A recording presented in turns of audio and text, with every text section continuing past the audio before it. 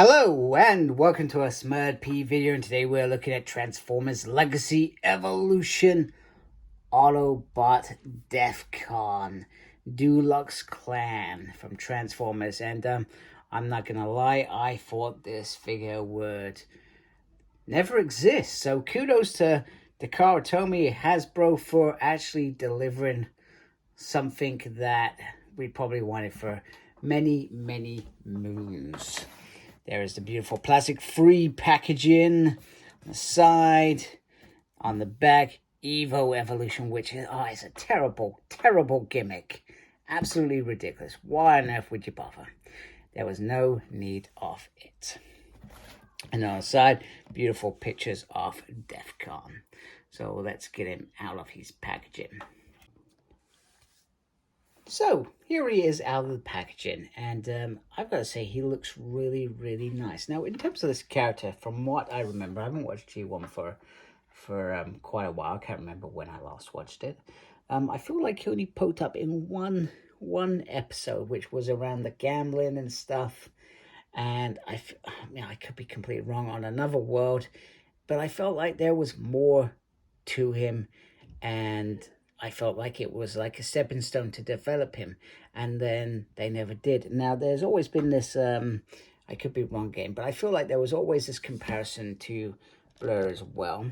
And perhaps if Blur hadn't been put on the scene, maybe Devcon could have been part of that second generation. I'm not sure, but hey-ho, Hasbro has always made their decision. I can't remember if they made a toy of him back in the day. I certainly don't remember seeing one, certainly don't remember owning one, certainly don't remember trying to get one.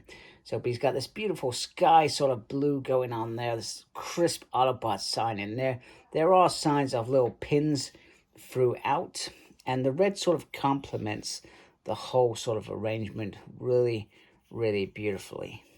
This is very nice, and it's on the back. I feel like in terms of art mode as well, this is a similar sort of mode to that actual Blur figure that we had a while back. I could be completely wrong once again. I don't think... Yeah, I feel like it's a very similar mode. Just looking at the pictures, it does look very similar. So, but I'll soon know once I start transforming him if that is the case. So he comes with this little silver gun, which is very cool. And to add a bit of evolution, you add these little bits on here, like so. Like that. Just add them on there. And then it just creates evolution. Revolution. Evo-Fusion, that's what it's called. Now, the thing about these, which I think are quite cool, you could just add them, little pegs on the side there, and there, and that I feel looks a little bit better. I do like that. And you could just sort of, blast off, if you want them to. If I'm still playing with these like I play with toys, then that's probably something that I would have, certainly done, certainly made use of. And also looking at this, you could also stick them in there, actually, on the back. So going back to my rocketness, you could just give him a little from his feet. That's pretty cool. I actually really like that. Actually, that feels a lot better to me. That is awesome. Very cool. Looks very nice. Head sculpt is pretty decent. As always, there's some really great detail throughout. Sorry, knocking my camera as I always do. Throughout the whole figure as well. It looks pretty decent. And even on the back, there's some nice things. It's not top heavy. It all feels very even. I mean, you do have this little backpack, but it's not the end of the world. And it sort of covers all these sort of gaps as well. So actually, it's better to have this in there than not to have this in there. So without ado, let's look at our articulation. So the head can go round. Sorry, I almost jumped to that's transform him, and then I realized I haven't done articulation. Arm can do a 360, you can lift up there. The usual single on the peg. There's no movement on the hands, which is a shame. He can go all the way around on the waist. He can do the 4 splits. You can do a single there. He can kick as well if he wants to. There's a little lefty.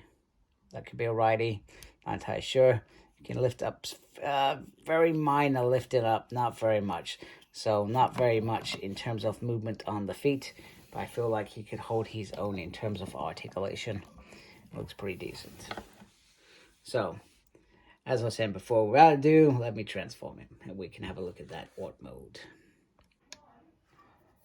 There were a lot of fun moments transforming this. 13 steps altogether, but very, very easy, very relaxing, and very enjoyable. Sometimes I think with Transformers, if you like, some of these are very relaxing when transforming. They're like when you're doing puzzles or stuff like that. That's what it sometimes feels like to me, transforming stuff. I'm not sure what it feels like to everybody else in the world, but that's how sometimes I feel with it. And this was very, very enjoyable, and I do like it. An enjoyable transformation, one that I don't potentially have to think too deep about. Don't get me wrong, I know when I get certain figures, there's certainly gonna be a lot more work put into them, but this one was nice and easy, very easy transformation, really enjoyable, and the outcome looks really, really good. I love the fact that the boosters are on here. Everything is tucked away really, really nicely throughout the whole thing. Don't get me wrong, you know that's the arms, you know that's where the torso is, etc., and the head's under there, but it doesn't matter because it looks really, really cool. It looks sort of alien-ish. Love how these sort of wings just there, everything's tucked in nicely. There's a gun on the front. I'm not always a fan of guns, but this is a Cybertronian vehicle, so I am in. But also, it already comes with a gun there as well, so it's sort of doubled gunned, etc., you know, depending on how quickly he has to swift away or do whatever he does. One thing that I will say is that it does have some similarities to Blur. Now, I've never brought the Speedio whatever 5000 Blur. Maybe that is the same mode. I honestly don't know, but in terms of the Blur that I transformed, the movie one, it felt like there were certain similarities in terms of this mode, but not the exact same, just so I'm clear. So, but hey ho, maybe if that I get that Speedio one, I'll do a review and say, yeah, it was the same.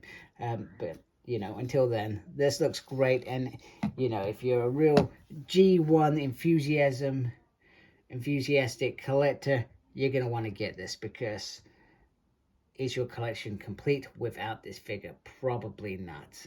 So there you go. There is my little review of Devcon. The other thing I was going to say, was he really truly an Autobot? He had an Autobot logo, but I feel like he sort of was on the outskirts, you know, and just cruising the universe.